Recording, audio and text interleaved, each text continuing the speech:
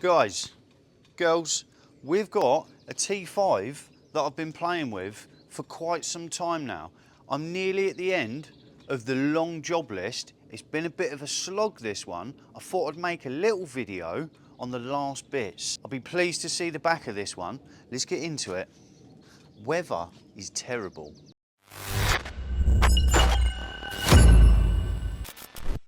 Yeah, weather is not too nice today. It's raining. You guys are currently propped in my T5 with the sliding door open so the camera or the microphone doesn't get wet. Worked out pretty sweet actually. Now, this T5 is a friend of mine, a good friend of mine. He said, I've got a T5 that I'm looking to sell because he'd just bought a T6. It's got a couple of little silly jobs that need looking at because he's the sort of guy who wants to put something right before he sells it. You don't want to sell something with issues. It's never nice. People ringing you up. Oh, this motor, the wheels hanging off, engines falling out. Well, hopefully nothing that extreme. Anyway, he phoned me. He said it's got a little oil leak. The ABS light's on. The AC don't work.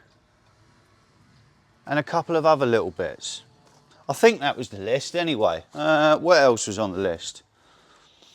Can't remember. Anyway, I said, I don't really do customer work anymore, but as it's a T5 and you're my pal, I will have a look.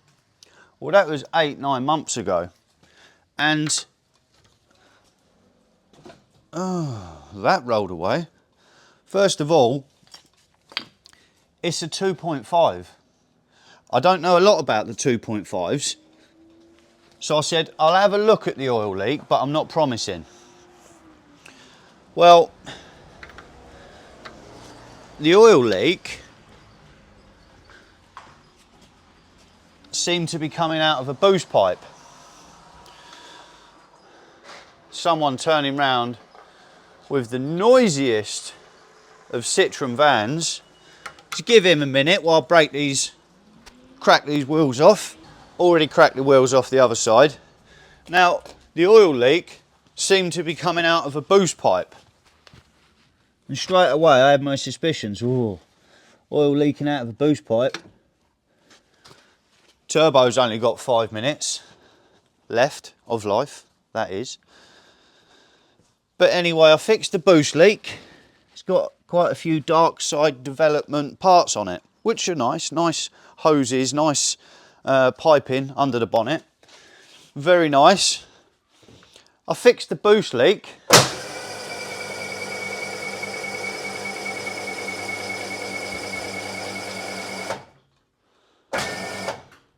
Fixed the boost leak and then I took it for a drive. I got to the end of the road. If you've seen previous videos, you'll know my state.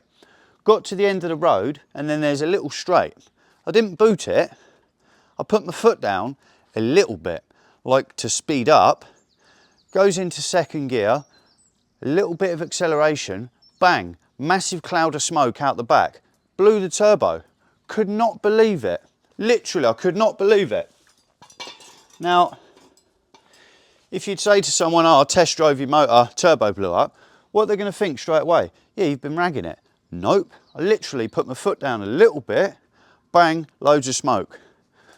Instantly turned round and limped it back to the workshop. And yeah, turbo, bang. I was like, great. So now I've got a friend's motor here that I said I'd have a look at. 2.5 engine I've never played with. And now I've got to wrestle a turbo. I was not happy. Well, it turns out the turbos ain't the end of the world on these. To replace, that is. They're down the back. There's no oil feed line or oil return line. It's all bolted to the back of the block. Got the turbo off, changed the turbo. Not the end of the world. Wasn't too sad. Got that done. Then I had to move on to the ABS light. The ABS light was on. So I plugged it in, said rear left. Got the wheel off, had a look, and it had already had a new ABS sensor wheel bearing. So someone had already been there and played with it and couldn't fix it. Yeah, that's happy. Didn't sound happy, a bit scary, never mind. Anyway, turns out that there's a common problem. Rear left wheel speed sensor, the wire breaks. So the ABS wire that goes to the sensor, that had corroded and broke inside. I followed the wiring loom back from the end of the plug, and then it comes in behind this. So I had to take all the boxing out, all the carpet lined wood out, and the wiring tucked right down there on the inner quarter, inside, not outside in the elements, had completely corroded and broke away. You could see green fluffiness coming from the wires, and somehow inside, I would expect it outside, but not inside, the wires had completely broke. So we soldered them back together, made it nice and pretty. ABS light went out, happy days. The fuel gauge didn't work. That was another issue. I ended up earthing the main plug that's under the passenger seat. There's a red connector under the passenger seat. 2 thick wires, 2 thin wires in it. Well, the small brown, the thin brown, that's an earth. Something breaks somewhere either in the clocks or in the dash, and earth fails. So you earth the wire there, the thin brown wire. I earthed that out to one of the seat bolts, fuel gauge fixed, happy. But that was after I had all the clocks out, tried to get a replacement set of clocks. I bought him a set of replacement clocks, booked it in at a VAG place to get them coded in, went over there, he couldn't code them in, it wouldn't work, charged me 80 quid for the pleasure even though he couldn't do it, but it is what it is. So I paid for these clocks, I paid 80 quid to have them coded in, still no fuel gauge. Managed to get it working by earthing a wire out. Fixed, another issue. There was a couple of other little issues. I got my friend to recharge the AC gas, that seems to be working. Then I have put it in for an MOT. Put it in for an MOT. MOT man gets in touch and said, sorry mate, it's failed. I am like, you are shitting me. Not the end of the world with regards to the MOT failure. MOT failure is 2 front tyres are slightly bulging. So I've got some replacement tyres. He supplied some replacement tyres. Got some replacement tyres, new ones. I'm going to stick them on. It also failed on. Let me get the sheet. We're trying to guess here, and it's not going too well. Bit of a squeeze, bit of a squeeze. Oh, so it only failed on the 2 tyres. And then we've got a defect for the offside rear handbrake cable. Driver's side rear handbrake cable, there's 2 of them. One of them's frayed to the point it's going to snap. So I've got a pair of new cables, we'll do a pair. Shock absorber has a light misting of oil. Offside again, which is this side, I happen to have a pair of mint used rear shock absorbers that I was saving for my T5, which you guys are currently in. And I did paint them fresh shiny black. So we'll get rid of that. We'll get rid of that advisory, and that all should all be good. I need to get the wheels off. I need to lay under it. I am literally, this is right off the back of yesterday doing the clutch on the T5, on my one that you guys are in. So we've got it up in the air. I have only got the back end lifted on my ramp. So for safety measures, I've got some axle stands under it, taking the load so the ramp's not going to fall over. I want to get the wheels off, get my cardboard out that I like to lay on. We're going to look at the handbrake cables and the rear shock absorbers. Another fun one. Got one shock absorber done, and oh, let me quickly show you right now. Check that out. Can you see the dentage and it's bent. It's gone rusty. The gear's all leaked out. It's bent and it's heavily dented. Wow, that was pretty knackered. Anyway, rear shocks on the T5, they're not too bad. We've got an 18mm bolt on the top, which isn't the end of the world. Got to use a ratchet. Ratchets and spanners were all the rage before the buzz guns, impact guns. They do a impact ratchet, but I'm not posh enough to buy one. The Milwaukee one's the one to have. But 18mm on the top, getting looser. It's happening. My fresh black jumper has got brown all over it from all the, I don't know, light surface rust. So we've got a dirty jumper, adding that to the bill. No, just kidding. Is he out? He's hanging in there if he ain't out.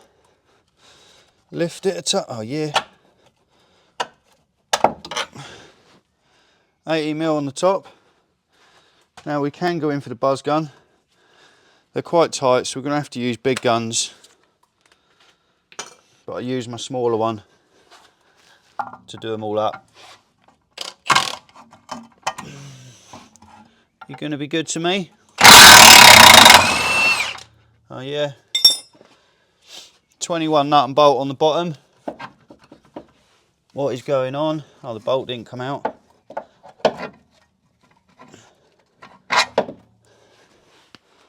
That shock is marginally better.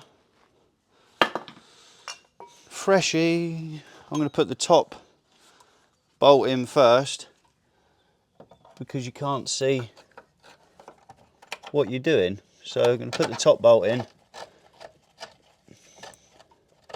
Do it up a few turns.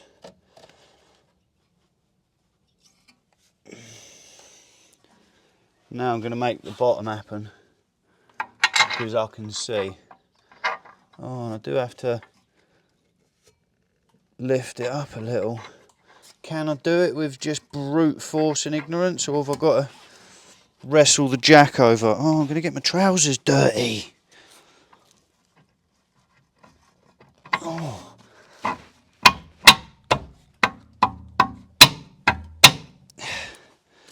Brute force plate pays off.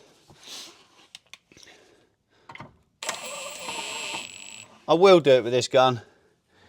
It's right in my hand, but I will check it after, and I'm not going to hammer the living snot out of it.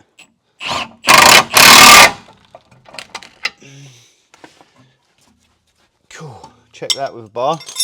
I just need to do the top 18 back up, and that is a rear shock absorber in real time. They're not bad to do at all. I do need to do the handbrake cables.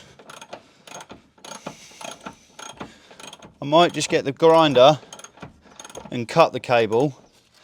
I can obviously take it apart properly, which would take 5 minutes, 10 minutes.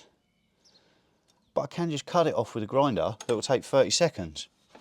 I am going to double check I've got the right cables before I cut them off. But why spend 10 minutes on something if you can spend 30 seconds on something? The never-ending story, the never-ending bolt for mechanics. Oh, it better be in the thread. If it's not in the thread, I'm going to have to jack it up. It's in the thread. Oh! Need to check the bottom one. I'm going to get my handbrake cables out. I'm going to offer them up, and then I'm just going to hit these with a grinder. I'll show you how to install them. They're not too bad. It is tidy under here. Springs are a bit corroded, but all springs are. But yeah, nice. Old eye-back springs up its lip. Yeah, alright, well, let me get the handbrake cables. I'm getting the cardboard out. That mat, I'll end up rolling about on the floor like yesterday and my clutch. Well, my MOT man was not kidding when he said one of the cables was hanging on for dear life. Check this out. Oh, let me shimmy R, shimmy A under. Check that cable out. That's what it's meant to look like. That handbrake cable has got like 2 strands left. Now unfortunately, this is hard with one hand, but we'll get there, focus. I need to get this adjuster nut off. So I'm going to hold that with pliers and I'm going to get the impact gun on this 10mm. But these end threads, let's go on macro mode, can we see? Come on, Mackie. No, not today. Oh look, there we go. Those end threads are absolutely ruined. So I am going to cut some of the threads off with a grinder. After I've cut them threads off, I'm going to cut through the cables here with a grinder. That'll release the pressure. I could just unhook them. I'm just going to cut them. We're not reusing them. I'm going to cut that, cut these, and then get the doodads and whatnots off. Any focus? And then we'll look at the rear calipers. I can confirm that the cables are the right ones. So let me get the grinder. There is, on a T5, there is one of these doobrays. It's a spring and a little plastic bit. That screws on where them knackered threads are and it keeps the handbrake taut. Well, mine exploded on my T5 and it's not on there. And I can confirm it doesn't rattle about. Let's cut this off. I've got the safety specs on. Oh yeah, but I haven't got any gloves, so.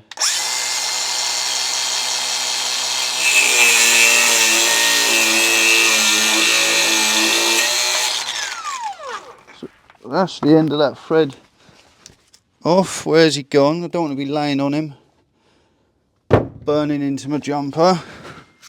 Would definitely be putting that on the bill. Just kidding again, guys. Bit of looby dooby. Mole grips. Need these to be tight. Yes. Little buzz gun. Should be up to the job. As long as I can get the socket on. Oh, I've got cramp. Help me out, cousin Keith. The nut is a bit ropey. So I need to get the sockets on. 6-sided sockets. If you've got a 12-sided on that, it's probably going to round off. Come on. Nuts just rounded off. Oh man. So I even need to... Oh, what a pain in the backside. So, that didn't go to plan. I need to cut this nut off or replace the handbrake cable. If I replace the handbrake cable, it's not getting fixed today. Well, this, I want out of my life, so it's getting fixed today. I am going to cut these 2 cables, so then this part of the cable can hang down, and I'm going to carefully cut through this nut, crack it in 2 halves, and then get the nut off and put a new stainless nut on there and cut these cables. Let's cut these cables. No safety squints today.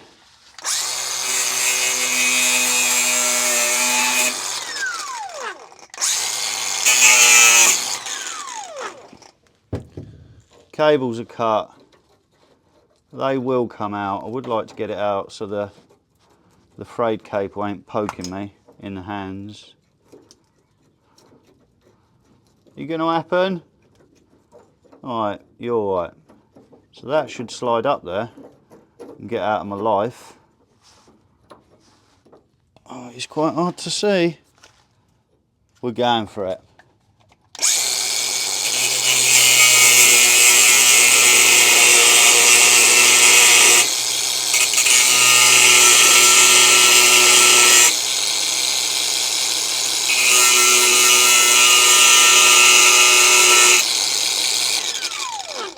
one side, try and turn the cable 180.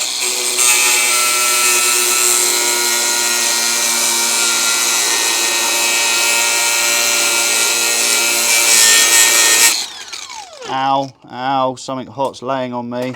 Ow, ow. Oh, is it half the nut?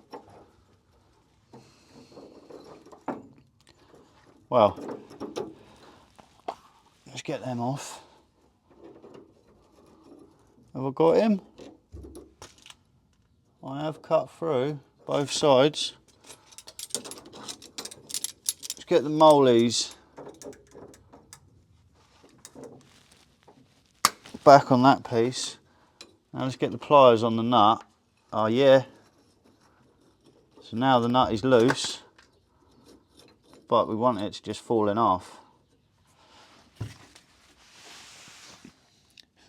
I'm definitely dirty now. Not happy. Not happy. Well, I'm going to spend not too long, but at this rate, forever, getting the nut off. Oh look, it's coming, finger tight. I can feel it bending open. Then I'm going to get some stainless nuts. I'm going to get 2 of them, and then we can lock them off. Oh, it's finger tight now, and it is cleaning the thread. We'll do it real time. I'm nearly there. This shot's getting a bit long. One seized nut, and we didn't twist the cable, so happy days.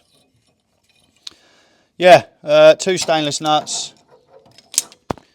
That's off. I'm going to cut these. Oh, I've already cut the cables actually. There's a little. Let's have a look.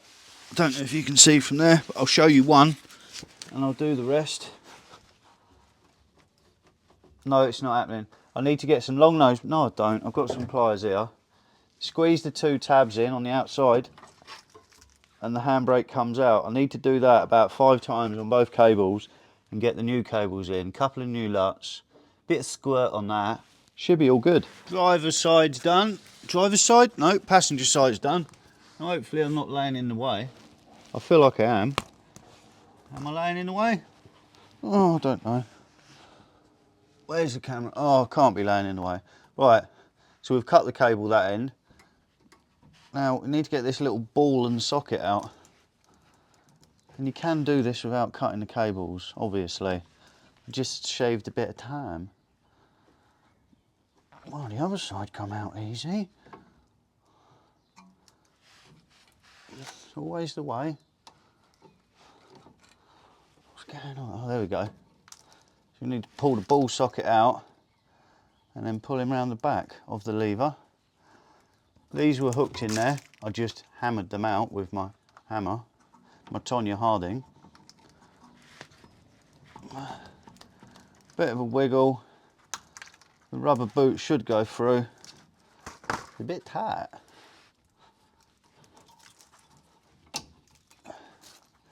These shocks that I've just fitted are fresh. That were for my T5. You know my shocks are going to burst next week. I'm going to have to buy a fresh set. I'm going to put a little bit of looby dooby in them. Makes it a bit easier to get them back in.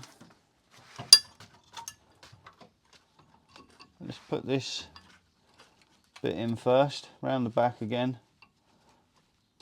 This is the same for all bags. It's the same for a lot of motors actually. You're in. A little bit of lube I put is so these rubbers go back in. Get your hammer, your Tonya.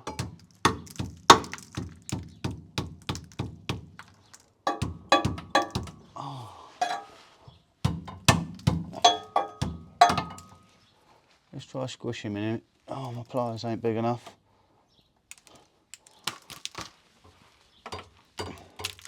I'll wiggle that in a minute. Now let me reposition the camera. Right, clean the thread off. I just put a nut on it and it zagged on and off. I'm going to put this little piece on first. What way is it? That way? It is that way. Now I've gone up too many. Okay, so we've got the little piece on.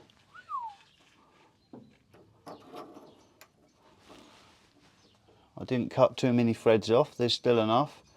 Now ideally, I should go and de-adjust the front handbrake cable. You should always de-adjust the front handbrake cable, adjust the rear, and then adjust accordingly. But it's just a threaded thread, that's not the right saying, but you get me. It's just thread this end and thread that end. So it doesn't make a lot of difference. Now I'm just trying to take the slack out of the cable, and what I'm looking at, so on the backs of the cables, backs of the calipers, there's some levers. Soon as, when I'm doing this nut up, soon as it starts to pull the levers down, that's the cable taut and I need to go back a little bit. So I'm just watching the levers on the back of the calipers. God, that's a mouthful today. Well, they're pulling.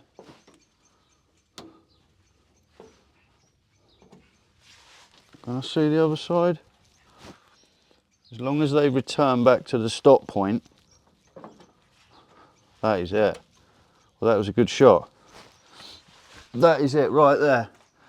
So I've got one 10mm nut on, but of course it ain't nylock. Nylock, not. So it would come undone. So I have got two.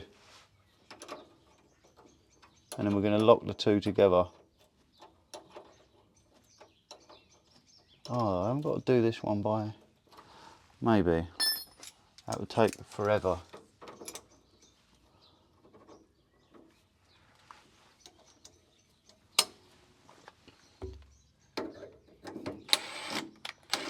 Damn it, gun was the wrong way.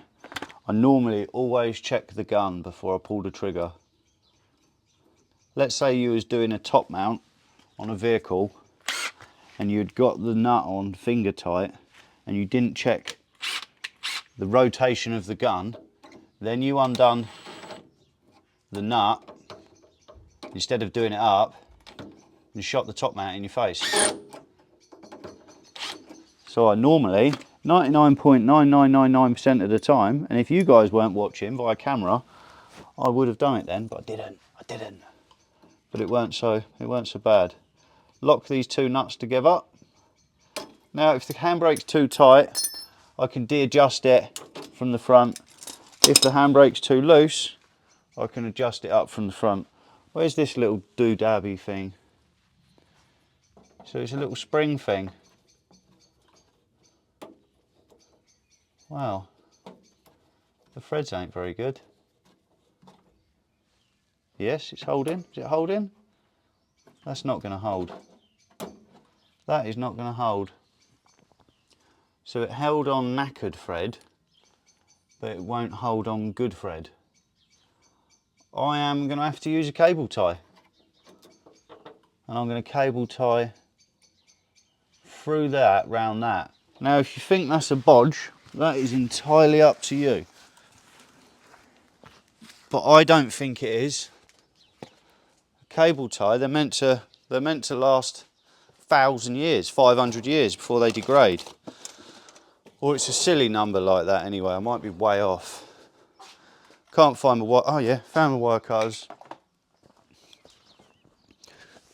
I know a cable tie might look like a bodge, but I tell you what,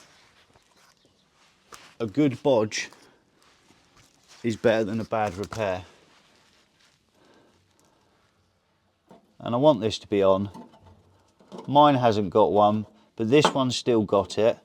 So I'm going to save it with a cable tie. It doesn't even look that bad being a cable tie.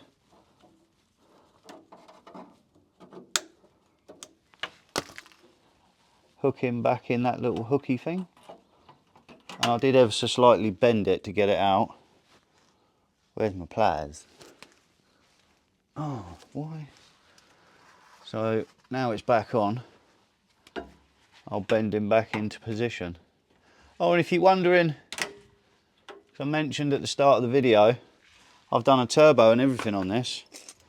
Well, I did take a video, but it was I don't even know how many months ago, 8-10 months ago. And I've run out of memory space to record another video, so I deleted it. And to be honest, I don't know the 2.5 engine very well at all, so I'm not going to start telling you guys how to do something if I'm not 100% sure on how to do it myself. But that is the handbrake cable saved. Rear shocks are done. Let's sliver out and check the MOT sheet, because I forgot what it said already. We are progressing nicely. Oh, we're out. What does this sheet say? Sheet C, sheet say? Oh, tyres. Done the shock absorbers, even though we only need to do one. We've done handbrake cables, both of them, even though we only needed to do one. Tyres on the front. Oh, mate. It would be a bit of a shimmy R, shimmy A. I'd love a bigger workshop. I do like my workshop, but a bigger one would be easier. I need to get the rear wheels back on, reverse the van out,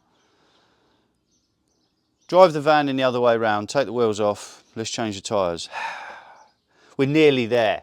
Oh, yeah.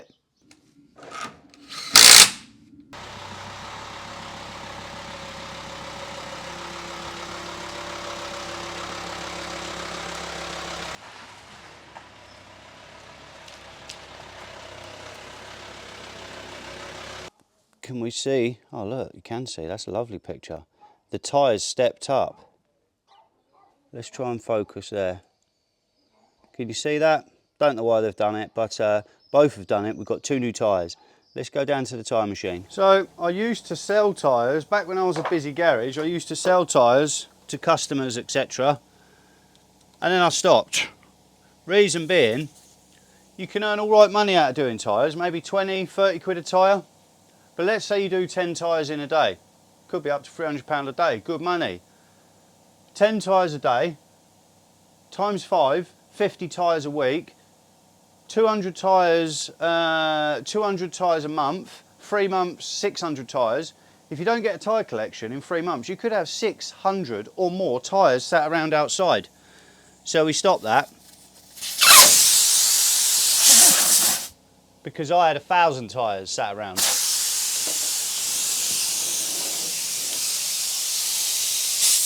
I will try to cut this this clip down to save on time. So we're going to crack the bead on the outside.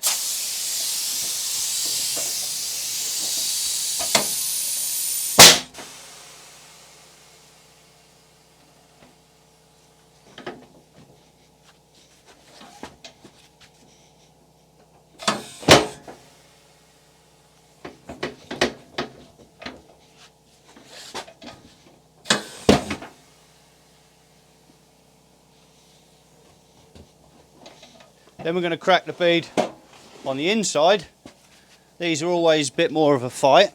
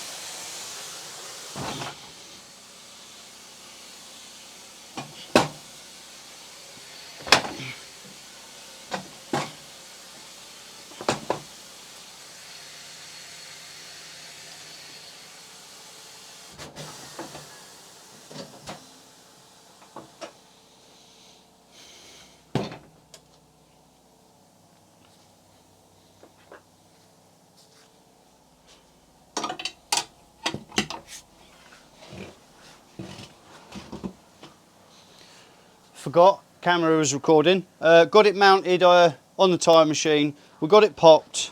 We got the end down. These are a 20-inch tyre, but they're not the lowest of profile, so they're not too bad.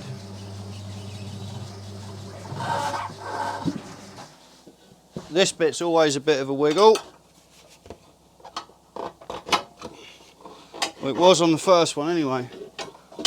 Oh, help me out. Oh yeah, someone's parking outside my workshop.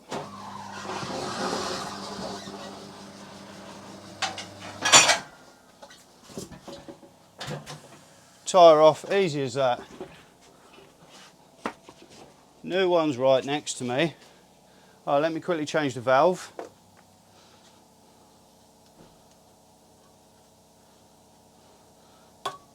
New valve, happy days. We're looking for inside, outside. Outside. So let's get the inside first. There's a lot of air hissing down here. I hate it, but it is what it is. Now, customer supplied these tyres because if I was going to get some tyres, I would be looking at an eBay seller called Evotion Online. He's a viewer of the channel, he supports the channel, he sells second-hand tyres, part-worn tyres, amazing quality. I've had a few off him and none have ever had punctures or repairs or anything like that. So if you want some budget used tyres, go on eBay, search for seller Evotion Online and check out what tyres he's got. He's got loads. And if you do end up buying some, say you've come from DTE TV, you won't get a discount because they're already cheap, but it just gives him a bit of feedback that I appreciate what he does for me. With the first bit of the tyre, we just push him on. And you don't see him doing this in quick fit, do you?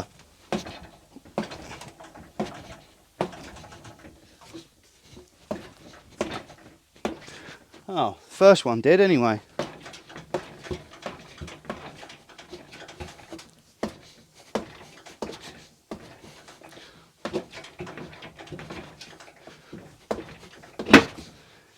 Whew. I could have used the machine, but I normally do it like that. Now they are a little bit of a low profile, so I am going to use the arm. It just assists you. This arm wasn't on this machine from the factory. This grey arm was off my old machine. And I bought this Hoffman machine used and I made this one fit. Oh yeah.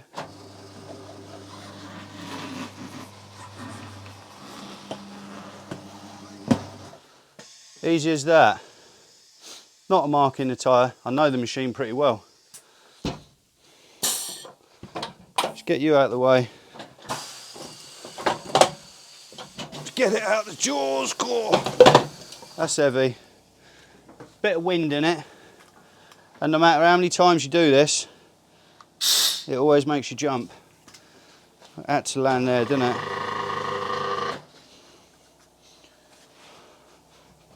Oh. Trying to be efficient. And the valve is just slightly sticking out the tyre. I might need to. I do.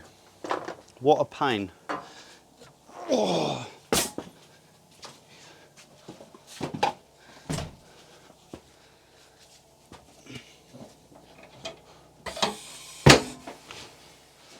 That got him. Oh. That got him. They are a bit of a wrestle, tyres. Even in the winter, you'd be in a t-shirt sweating. Now I do have concerns of tyres blowing up, i.e. going bang. So I always stand back. But that's what I was saying, no matter how many times you do it, even if you're looking right at it, you can never prepare yourself for that. And that was only the little one.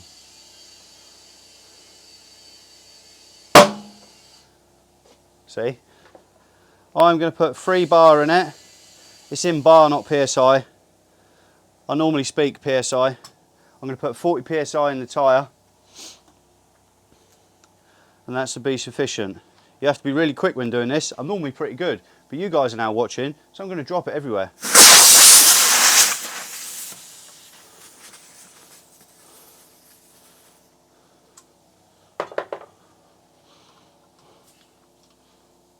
Oh yeah, same as the last one. I will double check them with a PSI meter.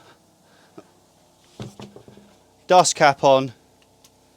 Let's balance these. So, wheel balancer. I bought this second hand, about 300 quid. It was cheap. Hopefully, must remember where the centre cap is. Hopefully these fit on here, because they're 20s, without moving the whole world. Because underneath this is a butler sink, you know, like an old farm sink. Oh. And I wouldn't want to have to move all that. No, mint. Right, old weights off. There's 1, 2, and that's it. I remember these are a 20. It's a bit messy down here. What am I going for? 9-inch wide. It's a bit messy down here, but I've got a lot of personal things down here from my late son Lucas. So it stays exactly there. Let's wipe that, maybe you guys can see it better. Now I want the stickies to be on the inside. 9-inch wide, 20-inch diameter. I haven't got the guard. The guard that was on this time machine come right out to here. So we took that off. I like to give it a little wiggle. Saves a bit of enthusiasm. Saves so much load on the machine. Well, that's my thoughts anyway. Right, 15 and 50. That is not too bad at all. Bit of brake cleaner. So where this arrow is, what's going on? There he is. The 2 arrows are meeting each other. So that means the outside there is right at the top. So I'm going to give it a clean. Take a glove off. Now these weights are in strips of 60. Let me just double check. 10, 20, 30, 40, 50, 60. Yes. 50, going to peel 10 off. And some of you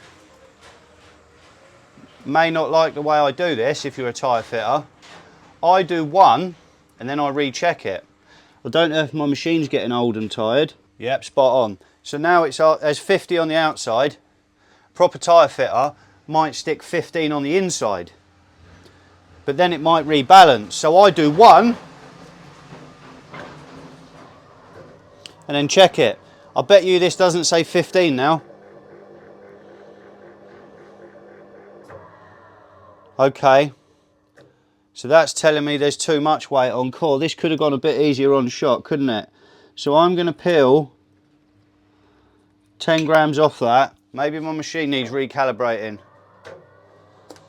but I will get it close. That's better. So it's asking for 5 grams on the outside. I accidentally pulled 15 off, not 10. Well, this is a bit long-winded. Normally it goes a lot more plain sailing than this. Oh, it's somewhere else. Okay, so I'm not going to stick that 5 on, because you might end up sticking 5 here, 5 there. Anything under 10, you're not meant to be able to feel, i.e. a vibration. So I'm not going to start sticking 5s on for that. Anything under 10, I'm happy with. So, a couple of times, let me check it's still recording, because the battery's low. Anytime, oh that's it. So I had a customer come in once, just had new wheels and tyres at a tyre place. That's all they do is tyres, and it's shaking. I got their wheels off. Well, that was extremely unfortunate timing. Camera died, and what I was saying is, I got my friend's wheels off, balanced them my way, and they balanced up mint. I put the 20 gram on that this was asking for, and then I did. I said I'm not going to bother about the 5 grams, because you'll see it on the right in the last clip. Well, I stuck the 5 grams on. Okay, spot on. What a pain. And we've got no mic in. Oh, the charger's not plugged in. Oh, we're lucky. I've got about a second left. Let's get these wheels on. Tyres are back on. Happy days. Wheels balanced up to 0, 0. Happy days. Now, of course, I've had all 4 of these wheels off. And I just buzzed them up with a gun. You don't know how tight they are. So if you use guns, there's some bolts that you need to check after you've zagged them up. Let's say, for instance, you used a zag gun, dag, and on the shock absorber the bolt come loose. Don't matter, it'll rattle. Not the end of the world. Let's say you had a brake caliper bolt come out, or a wheel nut fall out and a wheel fall off. You're going to have a bad time. So there is a lot of bolts that I will check after I've zagged them up. And if you can't notice, or don't notice, I'm outside in the rain and you guys are inside in the dry. Not nice. Oh, we are there. 8 months of playing with this van that's sort of beat me up along the way. I think we're there. I need to get the MOT retest. Is my mic plugged in? Yes, cool, that would have peed me off. We've only got 10% on the camera. Need to see if I can get the retest done. Hopefully it passes. It should do. We're going to find out. And what we'll do, hello, we'll take it for a little spin around the block, because it's completely different to my van. It's a 2.5. It's a 6-speed. It's got 20-inch wheels, and it's got the crew cab in it. So, although it looks the same, long wheelbase, T5. T5 one, same meat, different gravy. It's different. I'm going to see if I can get the MOT, and we'll go for a spin around the block. It's raining, but it ain't cold. All done, MOT'd. Got it in the MOT bay. He had to check, he had to get it on the brake testing machine because I'd played with the brakes. I'd put the handbrake cable on, so I had to have another brake test. Everything else is good. It's all passed. Happy days. Job is completed. Finally. We have got one advisory for a chip in the windscreen. It's only a little chip, but he spotted it. So we've got one advisory for a little chip. I don't think that warrants a new windscreen. I would hang that out. Anyway, it's finally done. I've had this motor for about 8 to 10 months. It's been an absolute ordeal. Literally, oil leak turned out to be a turbo. I bought clocks for it. I took it to another garage to get the new clocks coded in. None of that worked to get the fuel gauge working. It's just been a bit of a slog. And when it comes to billing the customer, which is a friend of mine as well, what do I say about the clocks? I spent 100 quid on the clocks. I travelled to Ashford to get them. I travelled an hour and a half to get them, a round trip. I then paid 80 quid for a guy to try and code them. My missus then followed me 45 round minute trip twice. I don't think I said that right, but you know what I mean. To go and drop this off to the garage, pick it up twice. So I'm 180 quid out of pocket. 2.5, 3 hours of my time trying to get that fixed, and it still didn't fix it. I've ended up fixing the fuel gauge by putting an earth under the seat. You could say I've masked the problem, but it is a permanent fix. But if you go to a garage and let's say your fuel gauge doesn't work, you've got faulty clocks. The first thing that garage should do is replace the clocks, right? Or send them off to be tested, to be repaired. Anyway, long story short on that, I can't charge the customer the 180 quid, 3 hours of my time, because not only did it not fix the problem, the clocks ain't even in the car. They're the original clocks, or in the van. Maybe I'll use the clocks at a later date. So that's 100 quid. Maybe I'll use them, maybe I won't. I won't charge him the 80 quid that I paid out because it's another garage. It's the garage I thought that could do it. So it's off my head. Maybe I'll just charge him some fuel money. And that's another reason why I don't do customer work anymore. I moved on to just YouTube stuff and doing videos for myself on my own things, because that way nothing ever goes wrong or that I have to explain it to someone else. So I don't do customer work anymore at all. This is the last one that I'm doing as a favour. He phoned me and said it's got a little oil leak, ABS light on, maybe MOT it, fuel gauge don't work. I said, yeah, I'll have a look. But 10 months in, this is the last one. I'm tired of it. I'm tired of telling people that 280 quid didn't fix it. I'm tired of doing it for other people. I love what I do. I just hate doing it for other people for money. Anyway, this clip is 3 minutes 41 and we haven't even driven anywhere. Quick test drive round the block. Key might help. It's a 2.5. It's a 6-speed. It's got 20-inch wheels. We've got the crew cab. So there's a lot of differences compared to my one. Can we see my one out the window? Yeah, you can. It's right there. There's a lot of differences to my one. No tight ass lights on this one. We've got fuel. No warning lights. 142,000 miles. One advisory on the MOT. Happy days. So comparison, 1.9, 2.5, 20-inch wheels. Let's go around the block. I do notice from the last video that the audio with the microphone on the GoPro is pretty good. And I'm straight on a bumpy estate, so if I'm going to notice anything, I'm going to notice it straight away. So I can feel the 20s. It almost feels like a wishbone bush of movement. I can feel it in the steering. But there isn't, because I jacked it up and I wiggled the wheels. There was no excessive movement in the bushes. It must, and it didn't, it's not on the MOT. It's a proper MOT. It ain't no MOT. So it must be the bigger rolling radius of the 20s falling in the potholes or the dips. The engines are a little bit noisier, but they are quite a bit more powerful, a bit more torquey. I absolutely love the 1.9 PD engine. That's because I've been playing with it for 10 years. I actually prefer the 2 litre BKD, but we're not talking about that today. So I'm a fan of the 1.9, and I'm a typical geezer. I don't know anything about that, so nah, don't like it, I'm out.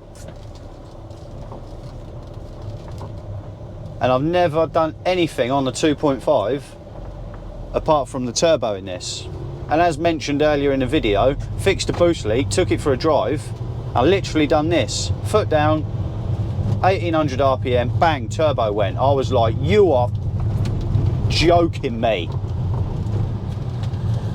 I've got the camera propped up on the glove box. There's no, so hopefully it's all right.